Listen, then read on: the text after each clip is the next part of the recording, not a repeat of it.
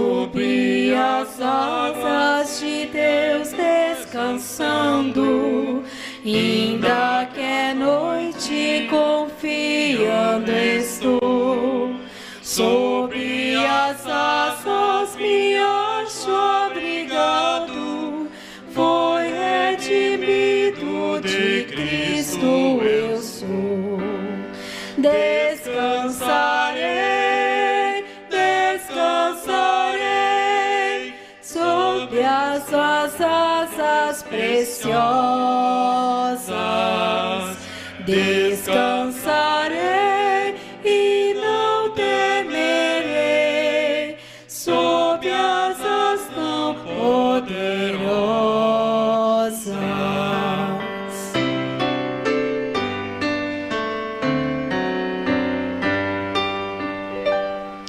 Sob suas asas refúgio eu tenho, meu coração pode então descansar. E se aflito a Cristo eu vejo, perfeito gozo vou nele encontrar. Descansarei, descansarei, sob suas asas preciosas. Descansarei e não temerei, sob asas tão poderosas.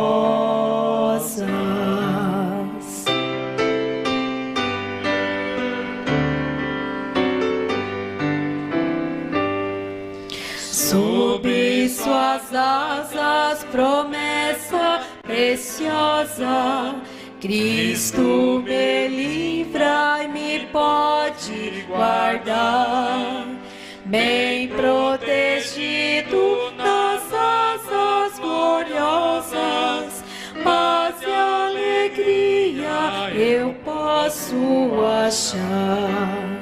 Descansarei, descansarei, sob suas asas preciosas. Descansarei e não temerei, sob asas tão poderosas. Descansarei, descansarei, sob suas asas preciosas. Descansarei e não temerei, sob asas tão poderosas.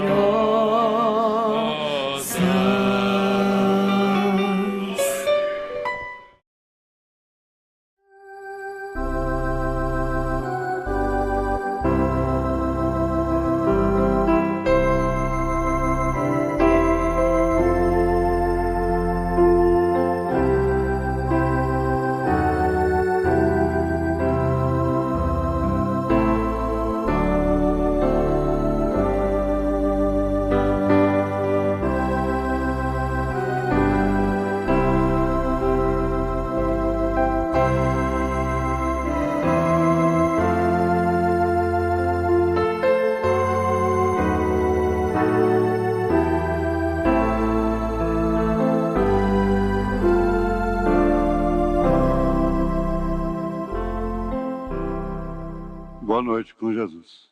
Vamos ficar de pé, irmãos. Você que vai ser pastor, pode tratar de se envolver com música, porque o pastor que não se envolve com música é uma das brechas piores que tem na igreja, é a música. É uma das piores, não é a pior, mas uma das piores. Se ele não se envolver, se ele deixar a música para lá, pode saber que a coisa vai arrebentar. Vamos ler 1 Pedro capítulo 5, versos 6 ao 9.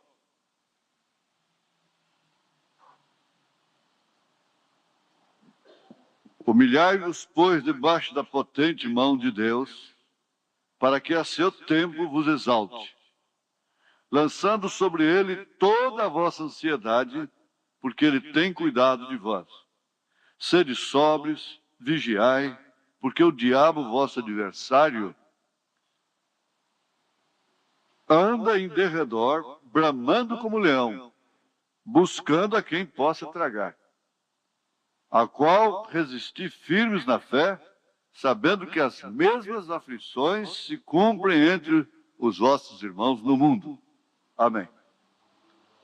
Te agradecemos, ó Pai, Senhor Jesus da glória, porque o Senhor pode estar conosco. O Senhor tem estado conosco e o Senhor estará conosco de acordo com a tua própria promessa. Eis que eu estarei convosco todos os dias e até a consumação dos séculos. Não somente conosco, mas em nós, através do teu Santo Espírito. Pedimos perdão dos nossos pecados, alívio para as pressões e aflições, a cura das doenças, das enfermidades. Cada pessoa possa ter resposta para a sua pergunta. Em nome de Jesus Cristo. Amém. Amém. Podeis assentar. Por falar em cada pessoa ter resposta para a sua pergunta, nós vimos que as principais respostas e ajudas, elas estão aqui no púlpito, não é no escritório, não. Elas estão no púlpito, na plataforma.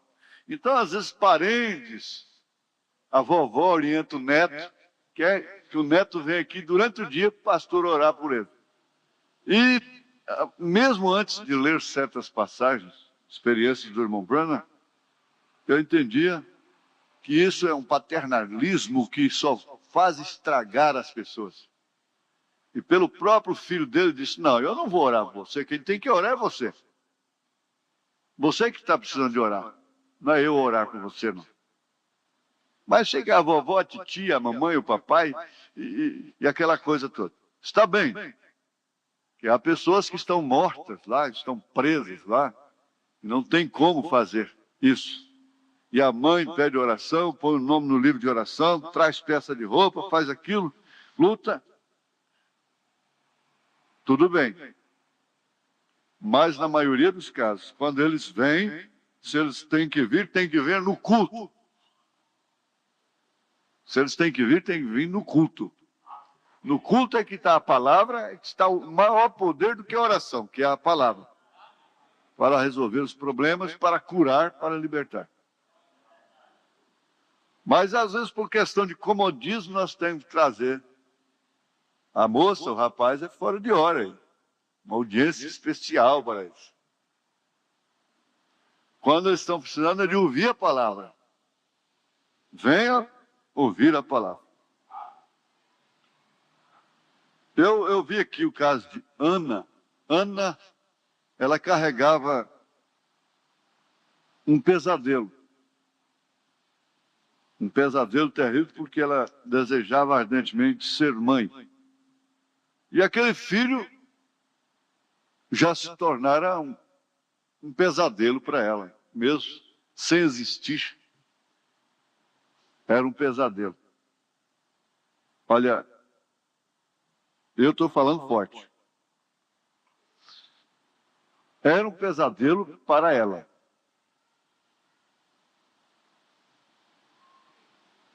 E ela foi aonde? Ela foi exatamente no templo. E foi lá no templo que ela obteve a libertação. Porque aquilo mais foi uma libertação que ela recebeu. Porque, na verdade, aquilo era um pesadelo para ela. Sem dúvida alguma. Ela vivia numa dimensão de opressão, de pressão. E eu volto a afirmar que as principais respostas e ajudas vêm através do púlpito, através da pregação, através do culto, dos louvores, da adoração, desse pedido de oração, essa oração que se faz aqui, através dos pedidos. Então, o lugar de ouvir a voz é o púlpito, se tratando de igreja local, de congregação. E eu digo mesmo, esse aqui é o meu forte, é o nosso forte. Porque há muitas pessoas que estão penando e vão penar por julgarem mensagens que saem do púlpito, dizendo que foi proposital, que foi do homem, que foi de capricho. Quando elas foram pelo Espírito Santo. E blasfêmia contra o Espírito Santo é você atribuir uma coisa má ao Espírito Santo, a um feito que foi o Espírito Santo que fez, você diz que foi o diabo, ou que foi mesmo o homem. Pode estar certo que vai colher mesmo. Porque sendo o Espírito Santo, mesmo, preste bem atenção, mesmo sabendo dos problemas, o pastor, se ele tem ofício, ele é ungido para falar sobre aquilo. Mesmo sabendo, mesmo que seja uma correção praticamente direta, para servir para toda a igreja. Mas o que acontece é o seguinte, nós não podemos ter correções diretas, mesmo anônimas, sem citar nomes, quando elas deviam ser nominais, específicas, pelos nomes, para servir para toda a igreja. Nós não fazemos específicas nominais, e mesmo fazendo anônimas, elas são censuradas, rejeitadas e condenadas às vezes. Eu não digo que isso possa acontecer aqui. Mas há muitos maridos, por exemplo, que dizem, não, você foi lá e falou, contou para o pastor. Foi por isso que ele pregou aquilo. Ele está fazendo um julgamento perigoso. Perigoso, porque dizer que uma mensagem que o Espírito Santo está dando para o povo é do homem, quase, acho que não faz muita diferença de dizer que é do diabo. Não faz muita diferença. Então, na verdade, o púlpito é para a disciplina, é para a exortação, não caprichosamente. E outra coisa também, é que há muitas pessoas que acham que Deus se ocupa só com elas, que o pregador está ocupado só com elas, não tem mais ninguém, só ela que está na igreja. Se julga, passa a se supervalorizar até. Uns se subestimam, outros superestimam. Quer dizer que Deus, o pregador, ocupou o tempo todinho daquele culto só para ela. Só para ela. Quando a mensagem é boa, tudo bem, é de paz, né? Tudo bem. Mas quando é de exortação, aí vem acompanha-se outras coisas. Então, vamos fixar aqui como cabeçalho as principais respostas e ajudas. Você, quando sai para um culto, você deve pedir a Deus, Deus, fale comigo. E a fase que a pessoa, a moça, principalmente a mocinha com cabeça cheia de coisa, ela não está querendo ouvir a voz de Deus, nada. Está vendo que o pai venha, mas a mãe obriga? É uma obrigação. Se fosse escolher, mas ela não estaria na igreja naquela hora.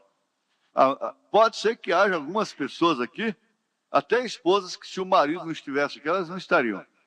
E que depois que eles morreram, elas nunca mais virão na igreja. Porque isso é um pesadelo para elas, é um sacrifício, E filhos e filhas, bom, pode deixar, eu cresço, quero ver. Nunca mais vou lá. Eu fui a minha vida toda. E fica com pressa de crescer, logo criar bigode, para dizer, hoje eu não vou na igreja. Hoje eu vou, hoje eu não vou, amanhã eu não vou.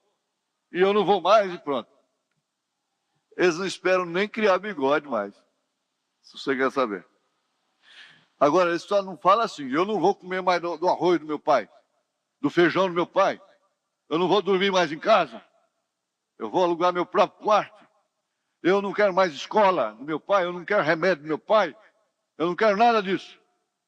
Ele só sabe falar assim, eu não vou mais na igreja. Mas comer ele vai. Ela vai. Dormir em casa ela vai. Devia também falar, não, eu também não vou comer mais não.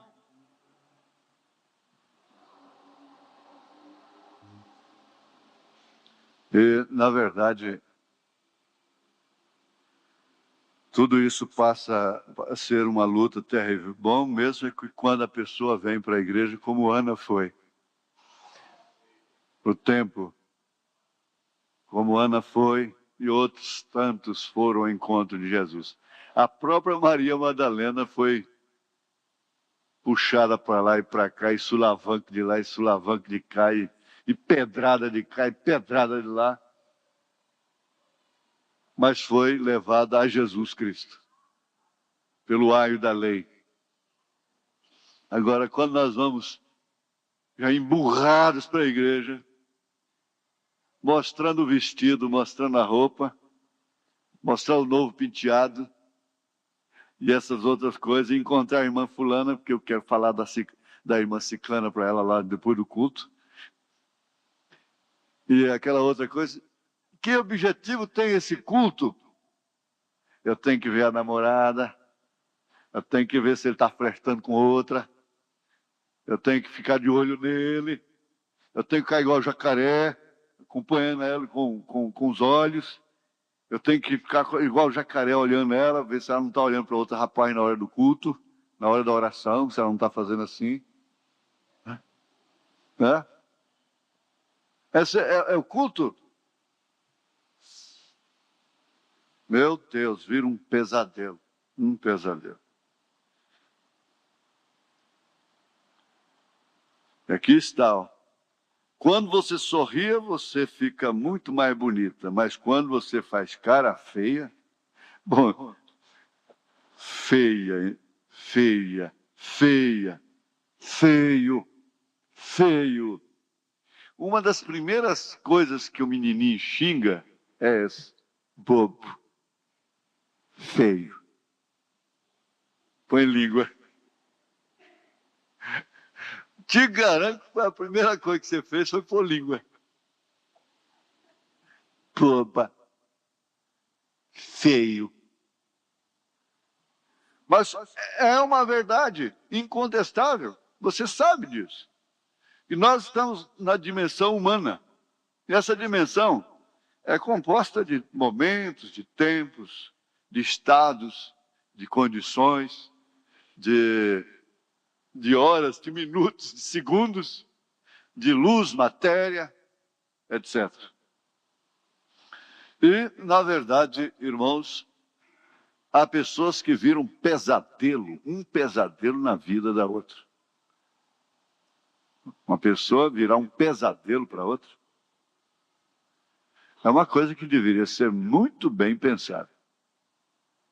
Afinal de contas, o que eu me tornei para ela? Um pesadelo, um assombro. A pior coisa que existe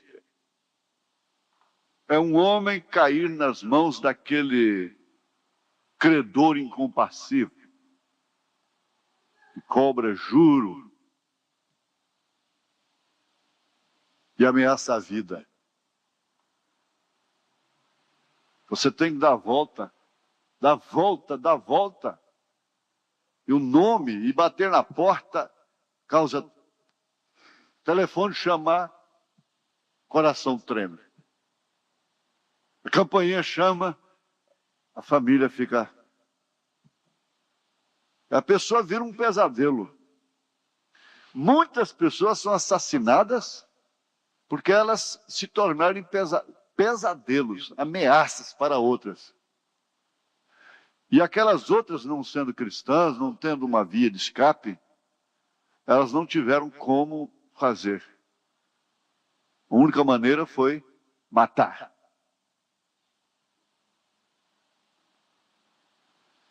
Mas não precisa ir lá se tratando de inimigos. Não. Às vezes um marido se torna um pesadelo para uma esposa, para a mãe de seus filhos. É uma coisa terrível. Sagradas e benditas são as horas que ele está fora de casa. É um descanso. É um alívio. Por outro lado, há esposas, mulheres que viram pesadelos na vida do homem. O maior castigo para ele é quando a sirene toca lá na fábrica, dizendo que vai fechar e que ele tem que ir embora para casa. É o maior castigo para ele, o maior peso. Ele já sabe o que vai encontrar em casa. É queixa, murmuração, contenda, exigência, cobrança e coisas assim. E filhos rebeldes e gritaria. E aquela casa vira um pesadelo para aquela alma. Uma opressão, uma ânsia. A maioria das ânsias, das ansiedades são criadas hoje por pessoas próximas, não por pessoas que estão longe. Dificilmente as pessoas que estão longe criam ansiedade para nós. Mas são pessoas do nosso relacionamento, das quais você está a seu alcance, é que geram ansiedade. Como se não bastasse a dificuldade natural da vida, dos dias em que estamos vivendo, para ganhar o pão. A maneira de viver, de ganhar o pão, já é uma fonte de ansiedade, de angústia. É um pesadelo, é um sofrimento, é uma carga. Além disso, das causas naturais, que mesmo um estando lutando pelo outro,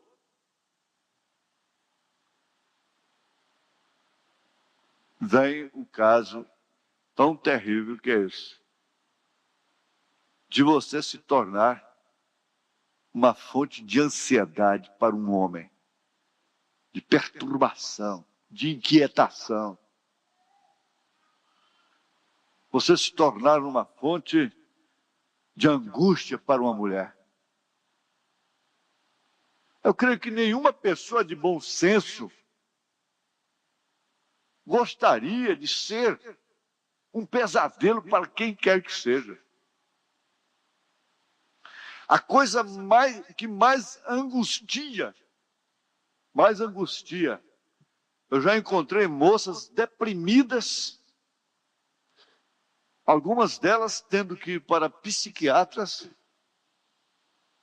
por causa de rapazes invocados com elas. Vamos levar para o singular. Moça, por causa do moço, que ela não gosta dele, não ama, não quer, e ele não lhe dá trégua. O pesadelo, de angústia para aquela moça. Adoece, emagrece, não dorme mais, fica assombrada. O telefone chama, chega e esfria tudo. Mãe, atende para mim, mãe. Rapaz,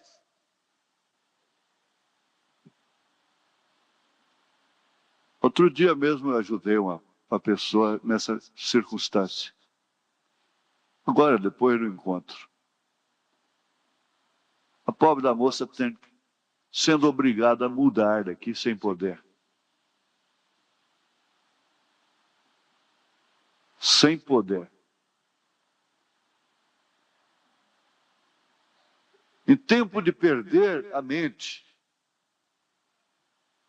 Isso é um caso de polícia? Polícia resolve? Tem jeito. Mas você não tem que ir muito longe, não. Não é só, a gente não é só encontra casos de moços assim, não.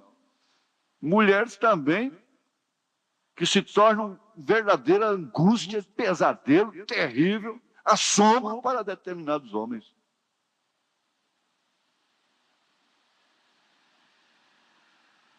Tem homem que chega a desejar a suicidar, morrer.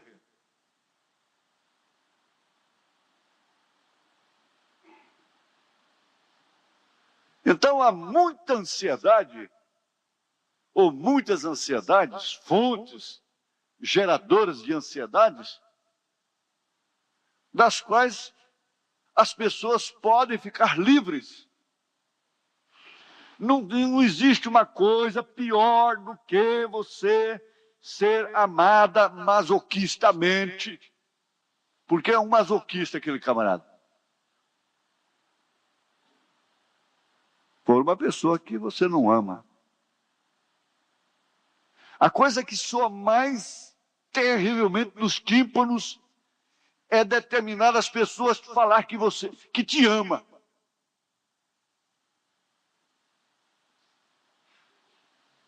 Às vezes, de quem mesmo ele queria ouvir aquilo, ele não ouve. De quem ela queria ouvir aquilo, ela não ouve. E olha, para transmitir para vocês uma experiência própria, a coisa que mais me revoltava era ver minha mãe chorando por causa de mim. Agora, vocês todos são filhos e filhas, nasceram de mulher. A pior coisa que existe é uma pessoa chorando fanaticamente por causa de você. Não existe outra coisa pior. Agora, eu falo como filho.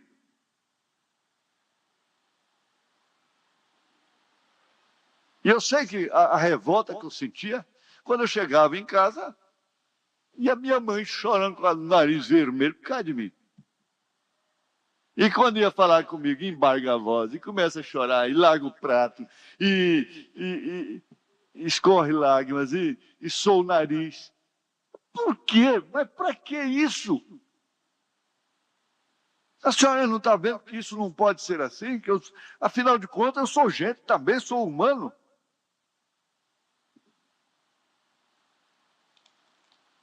Me deixa eu ser feliz um pouco, deixa eu livre. Mas porque você não sabe o que é ser mãe, você não sabe o que é ser mãe. Mas quando? Bem, na verdade. Um certo domingo, depois da matinê dançante, que eu cheguei lá, que ela estava na janela me esperando com duas olheiras assim, ó. Tudo roxo assim.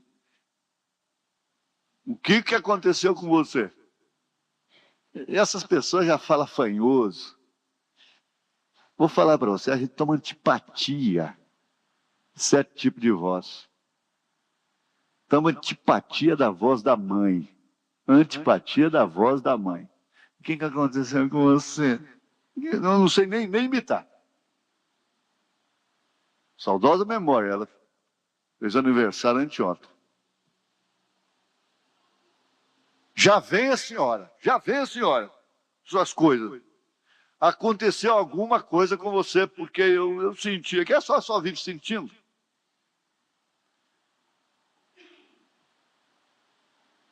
E tem uma coisa, certos tipos de pessoas, não sei se é signo, você pode morre, como ela morreu. Então só morre. Mas se é o que a senhora quer, eu também não vou ser. Só morre, então. Morre o resto do tempo e pronto. Me mudar, a senhora não vai.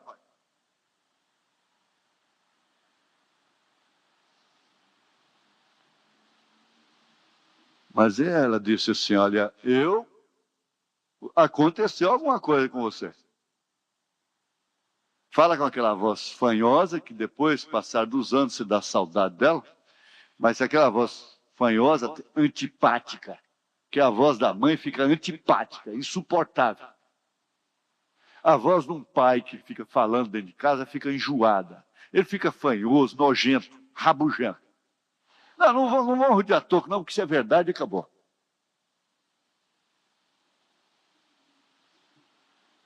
Você passou por um perigo, eu caí de joelhos aqui. É humilde, humilde.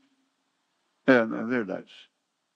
Um menzarrão me segurou por trás assim, o outro veio com a faca aqui. E um barbeiro, o meu barbeiro, ia passando lá, pulou com a garrucha na hora, entrou no meio, arregaçou os dois cão da garrucha e quase atira nele. Eu sabia. Ela estava ligada todo o tempo para salvar a minha vida, não? E eu com o enjoo das lamentações dela. As mães têm que saber disso. Ficam antipáticas, enjoadas. Com essa choradeira. Pensa que a filha vai ficar comovida. O filho vai ficar comovido. Carrega esse pesadelo, vira um pesadelo. Vira um assombro, uma assombração.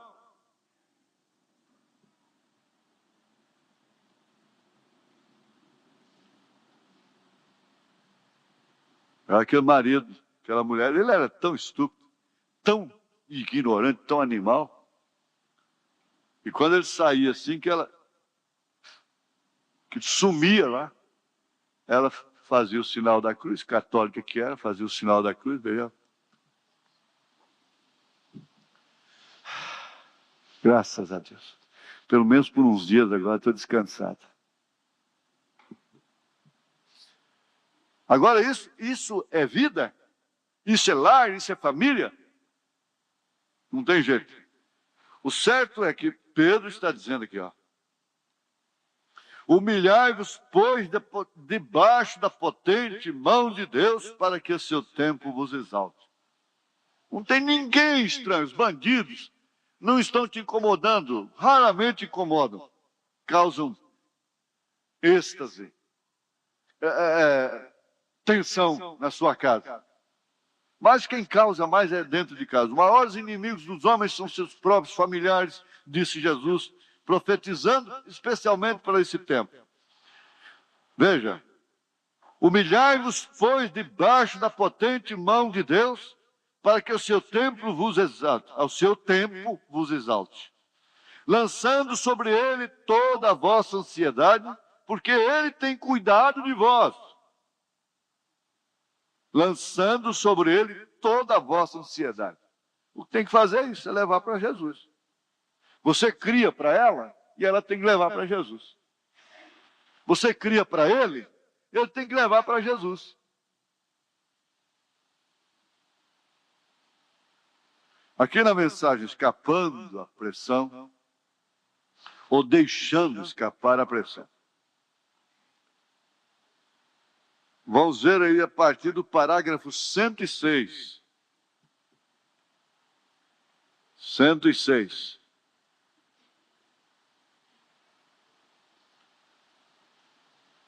Vamos pensar agora como família que está sob o sinal. Vamos pensar agora que há morte lá fora.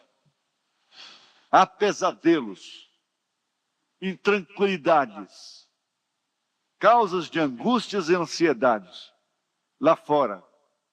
Mas nós fomos arrebanhados e pertencemos a uma família, essa família de Deus. A sua voz nos causa consolo ao invés de pavor, de pressão, de angústia, de ansiedade, de sofrimento. Porque ele nunca é um cobrador. E nós estamos reunidos como família. E aqui é onde vem a resposta. Você diz, irmão Brana, agora espera um minuto. Tomemos Israel no Egito. Ali veio um tempo onde Deus disse, eu vou enviar o anjo da morte pela terra e vou tirar cada um dos primogênitos da família, a menos que haja sangue sobre a porta.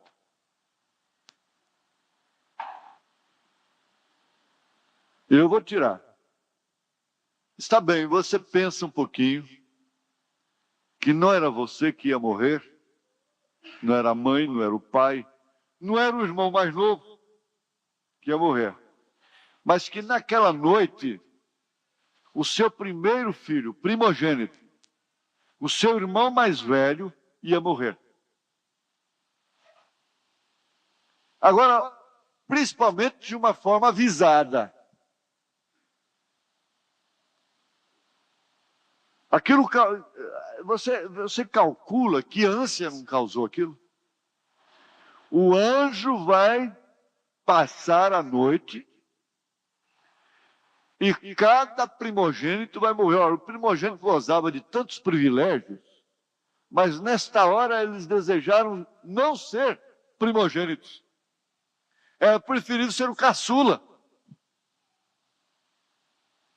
E às vezes nós gozamos de um privilégio que tem preço, que é visado. É a primogenitura, pela qual Jacó lutou de uma maneira sagaz. Mas você vê o preço que ele pagou por ela. Então, veja, vou tirar cada um dos filhos mais velhos. Vou tirar cada um dos primogênitos da família, a menos que haja sangue sobre a porta. E com a revelação que nós temos, o fato, a realidade das coisas, agora vem a causa de por que uma mãe ficar enjoada, um pai ficar enjoado, cansativo. Sabe por quê? Porque essa mãe sabe que não é só um filho, só uma filha, não é? Todos daquela casa vão perecer. Todos. Lá era só o primogênito. Mas agora ela vê que todos vão perecer. É o marido, é a filha mais velha, é o filho mais velho, é a filha mais nova, 16 anos, 15 anos. Está tudo indo para a morte, para o inferno. E ela não pode fazer nada. A morte entrou em casa. Quando o short entrou, quando a pintura nas unhas entrou, a morte está lá dentro da sua casa, lá dentro do seu quarto. Você pode chegar lá e ver aquele bastãozinho lá, é morte aquilo, morte, não é vida não. Quero ver quando os bichos estiverem comendo suas unhas, estiver comendo seus lábios, passa batom neles lá na hora, para ver como é que fica. Pega assim, ó, quando eu tiver com 24 horas de morta, eu quero passar batom bem vermelho nos meus lábios. Eu não quero ir pálida para o cemitério, não. Passa rujo, base, corta meu cabelo, chama a cabeleireira, pinta minhas unhas. Eu não quero ir para debaixo da terra, para o cemitério. Amarela, não. Encontrar com os demônios amarelos, não. Eu quero encontrar bonita.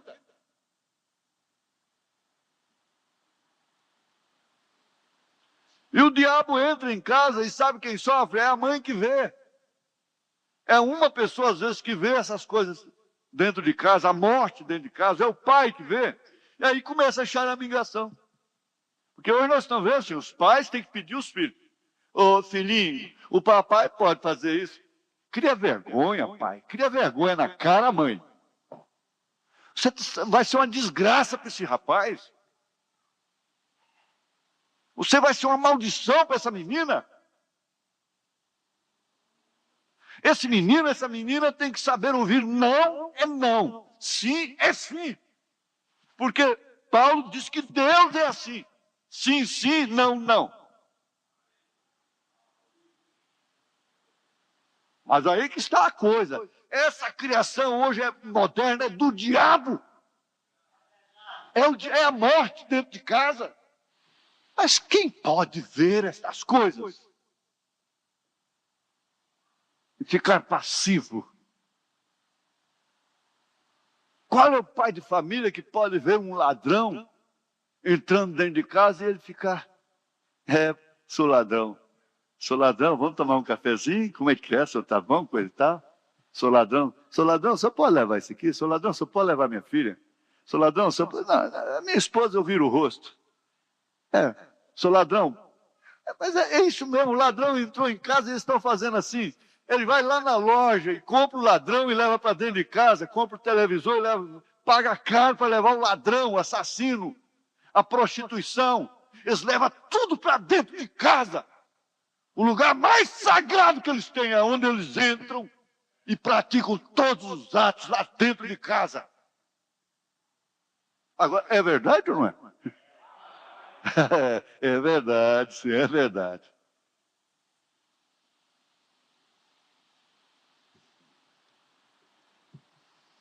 Mas eu vou matar lá. E ele disse, o anjo vai matar todo o primogênito.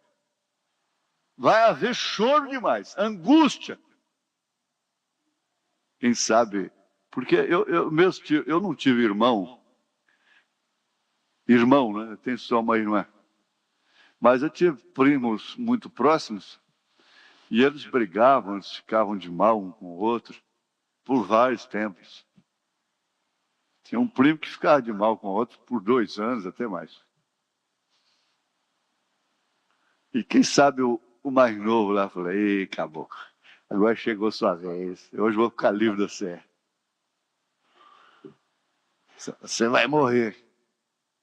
Ainda tem esse que faz a guerra psicológica. Ô irmã, você sabia que a irmã fulana falou isso de você? Instrumento do diabo. Você nunca pensa que você vai usar o telefone ou vai chegar em casa de quem quer que seja, fazer menção do nome de quem quer que seja verdade, mentira. Porque injúria é aquilo que você fala que não é verdade, que você não tem prova. E difamação é aquilo que é verdade e você sai propagando. É crime também. É crime da cadeia, da processo.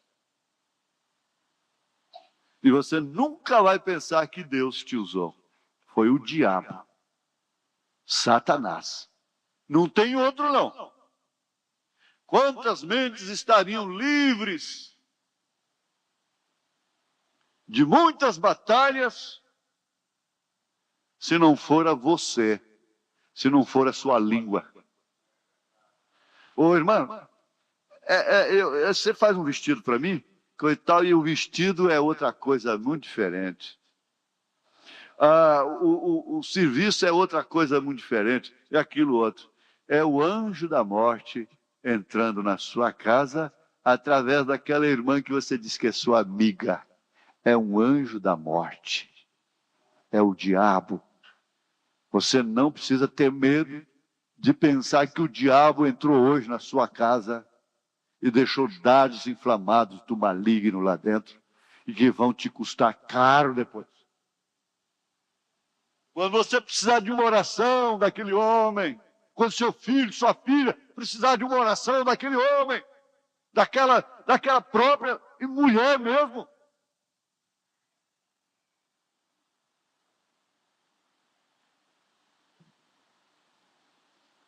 Quantos tomam até mesmo sonho para correr com a igreja, na igreja um dardo inflamado do maligno? Até sonhos. Mas hoje vai morrer o primogênito. Meu Deus, eu precisava terminar, já deu hora lá. Aquela grande noite da Páscoa, aqui estava Israel, um povo prometido, indo para uma terra prometida.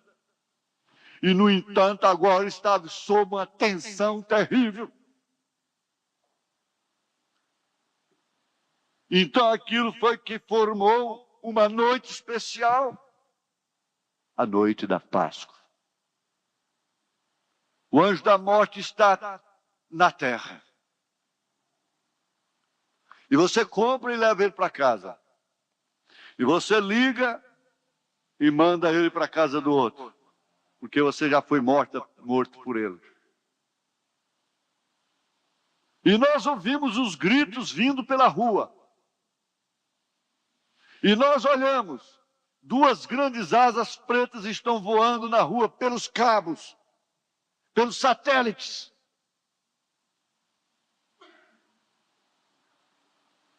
Vocês acham que Israel ficou todo excitado? Agora é que vem o consolo. Vamos voltar lá. Família arrebanhada, família de Deus. guardado em seu reduto. Você tem essa experiência de estar trovejando, relampejando, muito relâmpago para lá e para cá e para cá. Aliás, você acha bonito. Aquilo te aproxima de Deus. E você olha, todos seus queridos estão dormindo. Está tudo em casa, não falta nenhum.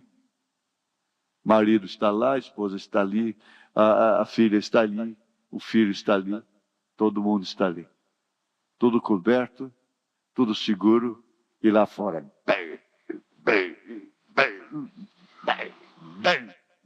para lá e para cá, e estrondo de lá, estrondo de cá. E você está aqui, descansado, dentro de casa. Não falta ninguém. Está tudo em paz. Israel ficou preocupado, excitado? Não, não, Senhor. A morte, na verdade, estava tão perto de Israel quanto estava dos egípcios. Mas não podia entrar na casa de Israel. Isto por quê? Vamos ver por quê. O rapazinho olhou pela janela. Ele era o mais velho da família. Ele viu aquele enorme anjo preto. Ele viu passando a coisa. Ele viu o que está acontecendo com esses adolescentes aí. Sendo até sacrificados. Eu cheguei de viagem e me disseram que um rapaz foi sacrificado num cemitério. Num culto. A vida de um rapaz novo. Então vocês, rapazinhos, estão vendo. As moças estão vendo o que está acontecendo com elas. Mas é que vai se acostumando. Você acha que é pouco ver uma filha com cabelos cortados, cara pintada de short? É pouco? É só quando acostuma mesmo a ver pessoas no inferno.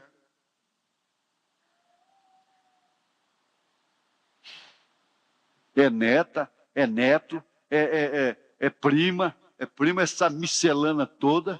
Tem uma coisa, se você vai ter uma vida posicionada com Deus, você vai ter que romper com primos, com parentes, ou caso contrário, você não vai no arrebatamento, não. Você vai ter que deixar avó, avô, vai ter que tomar uma posição definida. Abraão não é misturado com essa gente, não, porque quem mistura com essa gente nunca tem fé perfeita. Aqui uma coisa, aqui é outra, na casa de um é aquilo que ele é. Na casa do outro tem que ser aquilo que eles são. Na casa do outro tem que ser aquilo que eles são. Por quê? Você vai corrigir a casa dos outros? Tem gente que usa fazer isso. Outro dia eu falei com um genro, eu falei, mas meu irmão, você sai de longe, vem para a casa de sua sogra, que direito você tem de estar pondo sinal na casa de sua sogra? Você não tem direito nenhum. Agora, o que está fazendo lá na casa de sua sogra? Por que você está lá com sua família? É porque minha cunhada de short, e aquilo outro, e outro. Escuta, se fosse você, tinha vergonha de fazer uma queixa dessa.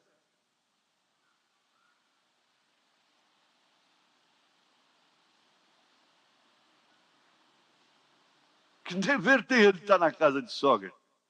Que dever tem ela de estar na casa de mãe com essa mistura toda lá? Porque ficou natural. É natural ver uma moça passar de short entre os homens dentro de casa, na frente do pai, da mãe, dos irmãos, do cunhado. Por que há tanto incesto?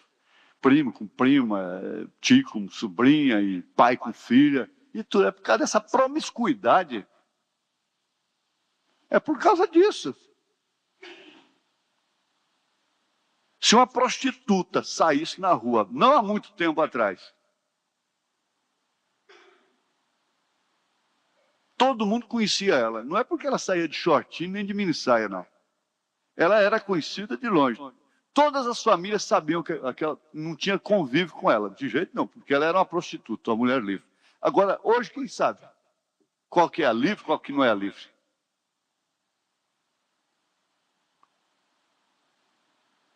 E não vai brincar não, meu irmão. Sua filha vai ficar do meu jeito, seu filho vai ficar do meu jeito, e você vai ter que aceitar e ficar para lá, para cá. E isso é a verdade. Nós estamos diante de um fato incontestável. E isso é a estátua de Nabucodonosor, é a estátua lá de Daniel, de Babilônia. E todo mundo tem que se dobrar. E é por isso que poucos irão no rapto. Mas aquela casa estava livre. Eles podiam ver o anjo negro passando. O filho podia ver. Você, rapazinho, está vendo o que está acontecendo. Mocinha, você está vendo. Você tem que entender que aquilo é um juízo que existe sobre sua prima. Então não tem como você sair na rua com ela, com esse vestido nobre, santo, e ela com aquela coisinha de pendurada, aquele pedacinho de pano, com a cara toda sem vergonha, cínica como é. Não tem como a luz combinar com as trevas. As aves da mesma plumagem que andam juntas. Quem não está de acordo não anda junto. Não tem jeito.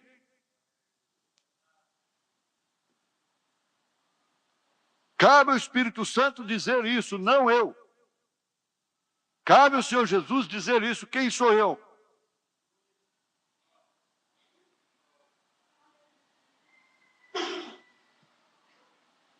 Mas quantas vezes você vê moça que entra aqui com um vestido tão bonito e encontra por coincidência ela na rua, sem querer tem que ver as pernas dela, quando dá um passo sequer.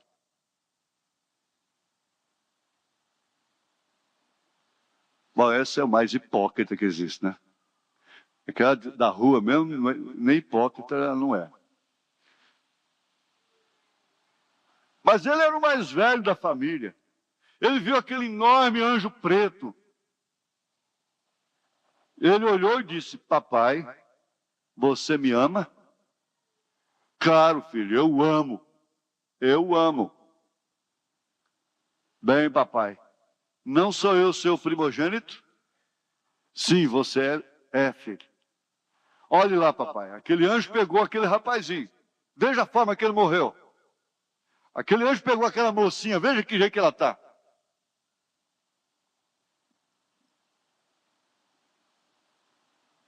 Eu o conhecia. Eu brinquei com ele. Eu fui à escola. Fiquei conhecido dele. Sabe, ele até parecia ser muito bonzinho, papai. Oh, papai, e vem ele em direção à nossa casa. Mas, filho, você vê naquele portal? Aleluia. Papai, ele não irá me pegar? Não, senhor. A ansiedade está aí. Onde vai parar a ansiedade do filho? Ele não pode pegar você, meu filho. Pode descansar, pode dormir. Por quê? Esta é sua promessa. Quando eu vir o sangue, eu passarei de vós. Volte, pegue seus brinquedos e comece a brincar, filho, até que adormeças. Não precisa se preocupar. Nós estamos no refúgio de Deus. Desabar, lançando sobre ele toda a vossa ansiedade.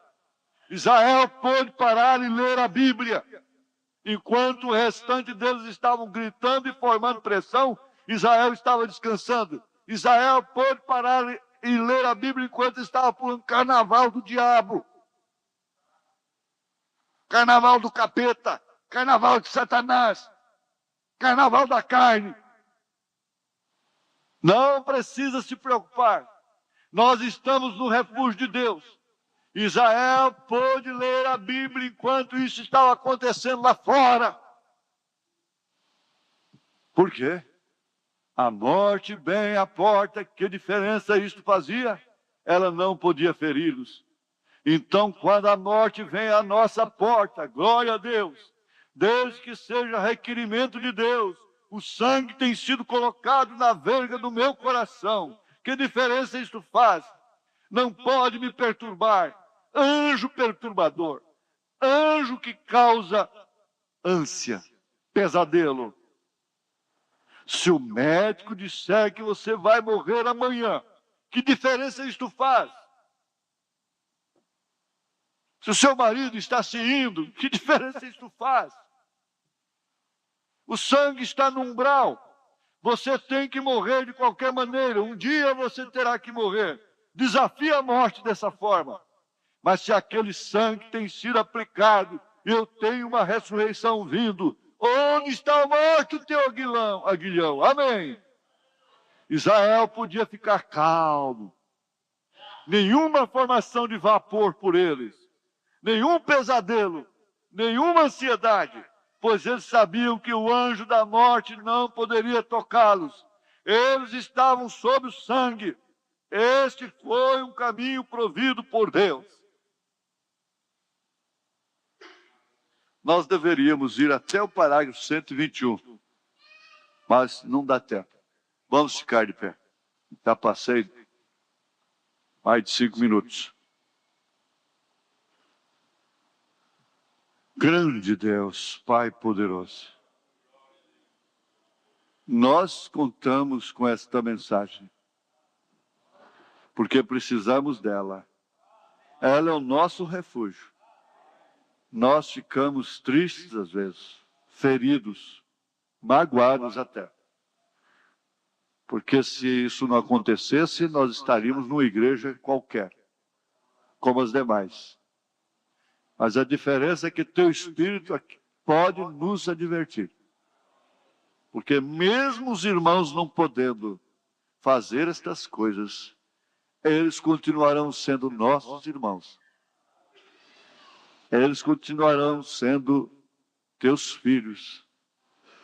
É a forma que nós cremos. Muito embora purgando, sofrendo muito mais. O Senhor ajude a cada um. Porque a ansiedade campeia. Cada pessoa está precisando de um chá em determinado dia. Um chá calmante. Um comprimido para acalmar. Uma coisa assim, as crianças estão tomando remédio. Estão com estresse. As criancinhas, por incrível que pareça, estamos vivendo numa era neurótica. Isso tem chegado a contaminar o tabernáculo, como diz o profeta. O Senhor tenha compaixão de nós, nos esforce e nos encoraje. E aquilo que nós pudermos fazer da nossa parte para aliviar a outro, nós vamos fazer força. Vamos deixar de ser aquele peso para aquela mãe, para aquele pai, para aquele filho, para aquela moça, para aquele rapaz. Para quem quer que seja, ajuda-nos a ter noção disso. E com isso nós estaremos ajudando aos outros. Esforça a nossa coragem. Ajuda-nos a contar os nossos dias, de tal maneira que possamos alcançar corações sábios, calmos, descansados nas tuas mãos. Em nome de Jesus Cristo, a tua paz acompanha cada um que está aqui, Senhor. E a todos representados aqui, em nome de Jesus Cristo, aquele filho seja requerido por aquela mãe, Senhor. Aquele filho envolvido naquela quadrilha, naquele espírito, Senhor, tira ele de lá, ó Pai. Em nome de Jesus Cristo, tira, ó Pai, aquela filha daquela prisão terrível. Senhor, ajuda cada um a dar seus passos. Cada passo hoje é decisivo. Não há nenhum que não seja decisivo. Pode custar uma purgação terrível na carne, enquanto nossas almas gozam da eleição, da predestinação, os nossos corpos são purgados nesta era neurótica. Em nome de Jesus Cristo, dá-nos graça para isso. Dá-nos graça, Senhor, para isto. Dá graça para minha irmã, dá graça para o meu irmão. Aqui está a sua resposta, irmã. Aqui está a sua resposta, irmão. O que mais você precisa? Em nome de Jesus Cristo, siga adiante, olhando para Cristo, aguardando o dia, aquele grande dia, está tão perto. Em nome de Jesus Cristo, a paz do Senhor repouse sobre vós. Amém, Senhor, amém. Aleluia, amém.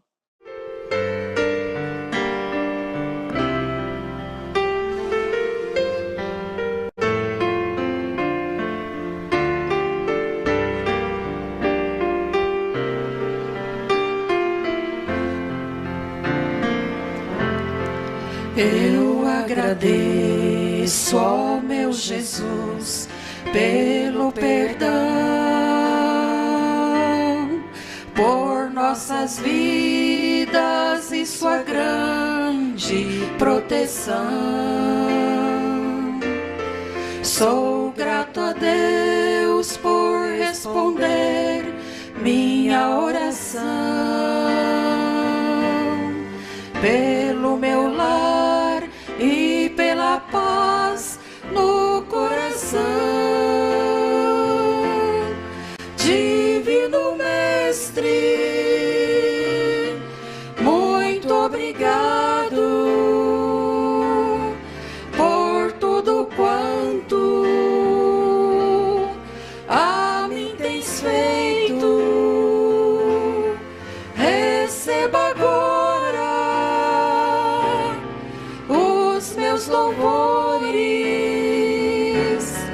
de inteira gratidão quero que sirva de adoração.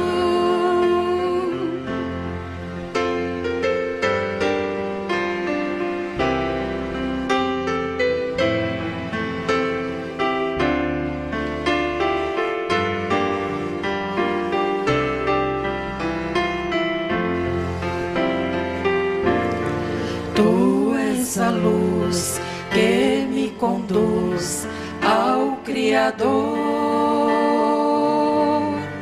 Confio em ti, pois sei que és meu Salvador. Quero sentir-te com poder, graça e fervor, e te servindo mostrarei teu grande amor. Divino Mestre, muito obrigado por tudo quanto a mim tens feito. Receba agora os meus louvores, de inteira gratidão quero que sirva de adoração. Divino Mestre, muito obrigado por tudo quanto a mim tens feito. Receba agora os meus louvores, de inteira gratidão quero que sirva de adoração. De inteira gratidão quero que sirva de adoração.